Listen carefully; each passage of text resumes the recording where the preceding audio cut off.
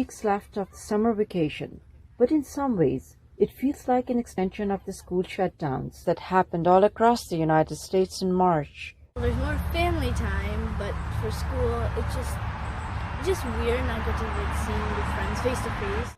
The school break has been unique for this generation, but as the new school year is set to begin, the questions now are, when is it safe for kids to go back to school, or is virtual learning the way to go?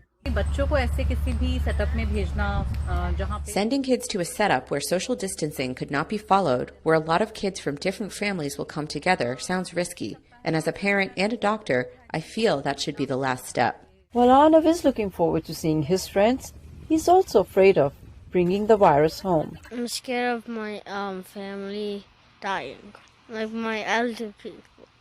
Chavi and her husband are both physicians. Because they work with COVID patients, the couple had a hard time finding babysitters during the summer break. According to a report by McKinsey & Company, 26.8 million people, that is 16% of the American workforce, depends on schools and childcare so they can work. But with uncertainty about the spread of the virus, many school districts are looking for the safest option to reopen while ensuring that children move ahead with their learning. The decision lies with many of America's 98,000 school superintendents. A lot of our teachers and a lot of our parents are asking for a virtual option. There's differing opinions on what's acceptable as far as social distancing space between 3 feet and 6 feet, and whether we can have congregate eating or sports contact or anything of the like.